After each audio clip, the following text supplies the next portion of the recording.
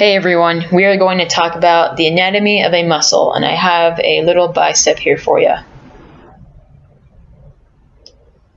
Alright, so let's take a look at our bicep. So up here at the top is our bicep, and the roundest, most meatiest part of our bicep would be considered, well, of our muscle, any muscle, is considered the muscle belly. So there's not a fancy name for it, it's just the biggest part of the muscle. Now the muscle will attach the bone through the tendon, so that is this narrow part down here. And that part attaches to the bone. Now the thing that covers up the muscle belly, also known as fascia, is called the epimysium. So the epimysium is a fascia, basically a connective tissue that covers the entire muscle. So if you've ever cut up a chicken to eat it or cook it, that's that white sheath that's on the top of it. That would be the epimysium of that chicken's muscle. So down here is a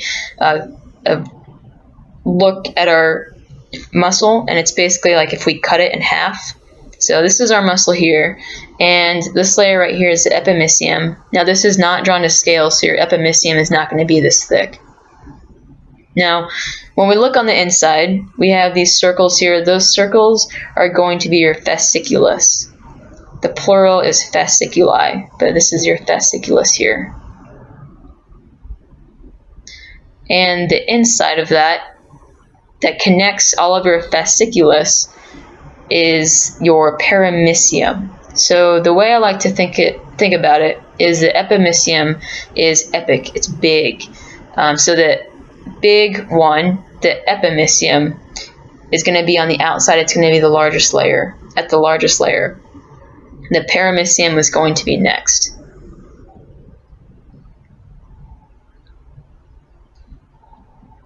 Alright, so there's our muscle there.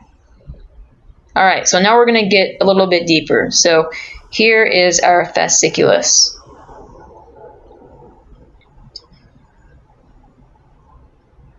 And the fasciculus contains all of your muscle fibers. So it's basically a group of muscle fibers. And that's basically what this round thing is here.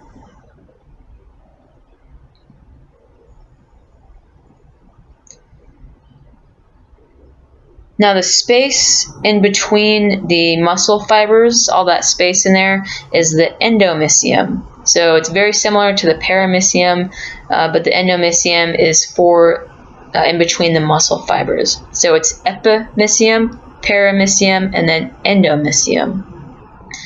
So this outside layer of the muscle fiber, that is called your sarcolemma. So the sarcolemma is basically the skin of your muscle fiber, kind of like the skin of our body that kind of keeps everything contained and keeps it from being exposed to the outside. That's basically what your sarcolemma is. And the inside of that is going to be your sarcoplasm, which is basically the inside of the muscle fiber.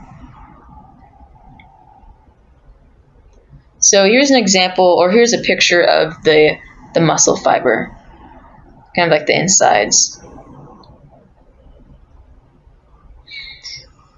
And the outside layer on there, we'll see the sarcolemma up here at the top.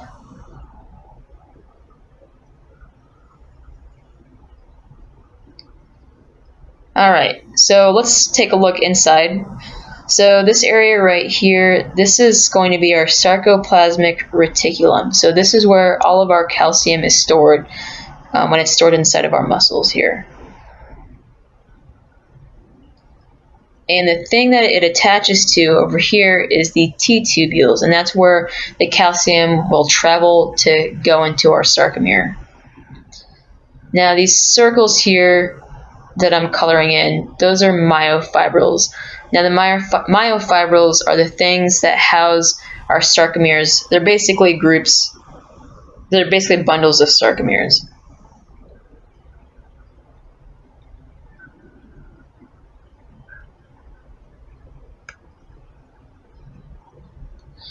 Now these disc things here are the mitochondria, and that is where we will have some oxidative system, the oxidative system, energy system going on, doing its job.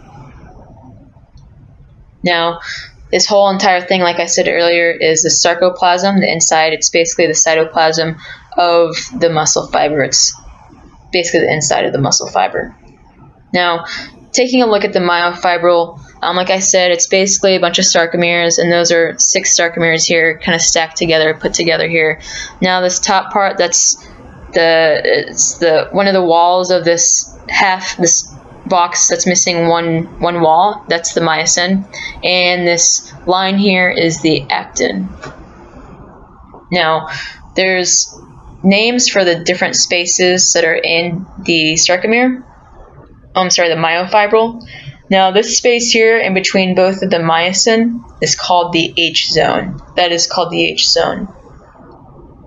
And the space in between the actin over here is considered the I band. And this will actually get smaller, as will the H zone. Those two will get smaller whenever our muscles shorten. Now, the length of actin, that is considered the A band. Okay, so it's going to be considered the A band, so A for actin, A band. And the line, the long vertical lines that separates the sarcomeres, that is considered the Z line. That is considered the Z line here. So the things that do not change whenever our muscles shorten is the A band and the Z line. The H zone and the I band will minimize. The space will minimize for those spaces. All right, so there is the anatomy of a muscle. Thanks for watching, and if you have any questions, feel free to comment below.